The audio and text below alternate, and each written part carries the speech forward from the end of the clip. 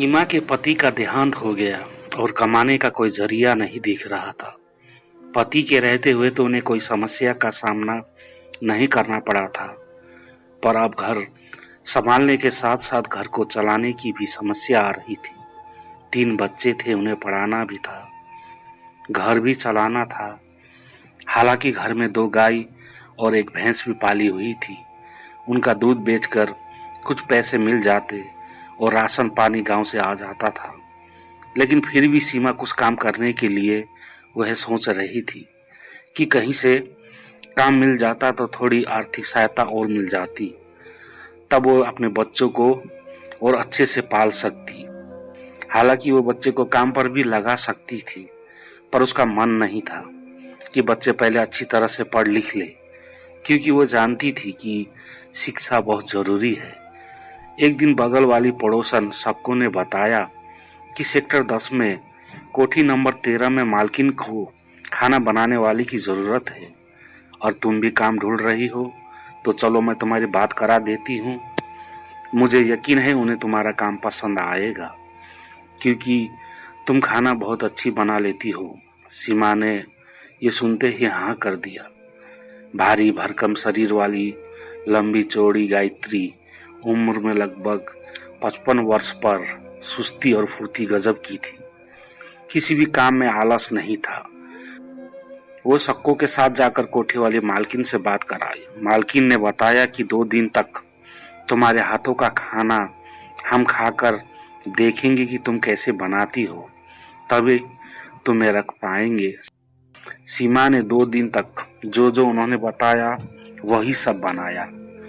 उन्हें सीमा के द्वारा बनाया हुआ खाना बहुत पसंद आया और उन्होंने सीमा को रोज खाना बनाने के लिए बोल दिया। सीमा सुबह जल्दी जल्दी घर के सारे काम निपटा लेती, फिर खाना बनाने के लिए मालकिन के यहाँ चली जाती। मालकिन के यहाँ 17 वर्षीय एक लड़का रोहन भी था, जो घर के सारे काम करता था। सीमा को काम करते हुए लगभग 20 से 25 दिन हो गए थे। 2-3 दिन से सीमा एक बात पर गौर कर रही थी कि मालकिन जी उसे अजीब नजरों से देखती थी, पर वो उनकी इस तरह के देखने के पीछे का मतलब नहीं समझ पाई। एक दिन वो शाम को जैसे ही रसोई में खाना बनाने के लिए आई तो देखा रोहन गिलास में कुछ पी रहा था। उसे देखते ही उसने गिलास रख कर भाग गया। उसने देखा कि उस गिलास की तली में दूध लगा था। तभी मालकिन आई और गुस्से से उसको अपमानित करते हुए बोली, आज तुम्हारी चोरी पकड़ ली। तुम चोरी चोरी दूध पीती हो। मैं बहुत दिनों से देख रही थी। मुझे भगोने में रोज दूध कम लग रहा था। तुम ऐसा करते हुए शर्म नहीं आई?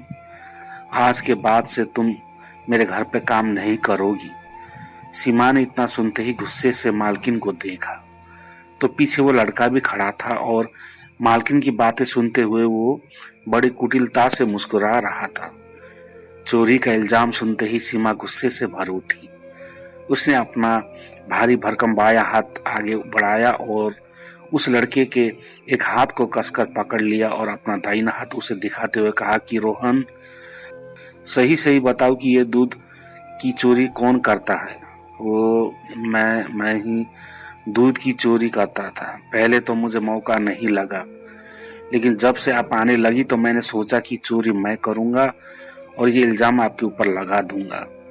मुझे दूध बहुत अच्छा लगता है, पर मालकिन जी कभी देती नहीं थी और खाना भी हमेशा कम ही देती है, जिससे मेरा पेट नहीं भरता है। बाहर खाने के लिए पैसे नहीं देती। जो भी पैसा देना होता है वो घर भेज देती है। मुझे माफ कर दीजिए मालकिन जी। आंटी जी, इसमें कोई गलती नहीं है। रोहन हाथ जोड़कर बोला, अब सुनिए मेरी बात। आपको शायद पता नहीं है कि मेरे यहाँ 2 गाय और 1 भैंस मैंने पाली हुई है। मेरे घर में दूध दही की कोई कमी नहीं है। हम लोग तो कभी कभी दूध दही ज्यादा होने पर अपने आस पड़ोस में बांट देते हैं। आपके यहाँ काम करती हूँ, इसका मतलब ये नहीं कि आप मुझे गरीब समझकर कोई भी इल्जाम मुझ पर लगाकर इतना अपमानित कर देगी। क्या गरीब की कोई इज्जत नहीं होती? जरूरी नहीं होता कि हर गरीब आदमी चोर ही हो, बल्कि कभी कभी तो इतना स्वाभिमानी भी होता है कि मेहनत करके कमा लेगा, लेकिन किसी से भीख नहीं मांगेगा और चोरी नहीं करेगा। मेरी ये बात हमेशा याद रखिएगा। और आपने किसी बच्चे को रखा है तो उसे खाने पीने का भी ध्यान रखा कीजिए कि उसको चोरी कर कर खाना ना पड़े।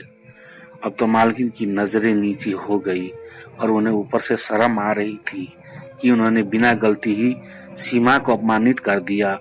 और वो धीमे से बोली, मुझे माफ कर दो सीमा, मुझसे गलती हो गई। तुम्हें काम छोड़कर जाने की कोई जरूरत नहीं है। नहीं मालकिन, चोरी का इल्जाम लगने के बाद तो अब मैं यहाँ काम नहीं कर सकती। आप मेरे जितने दिन मैंने काम किया है उतने दिन का हिसाब कर दीजिए। और एक बार जो मैंने कमिटमेंट कर दी तो मैं खुद की भी नहीं सुनती। ये कहते हुए सीमा अपना हिसाब करके पैसा लेके चली गई।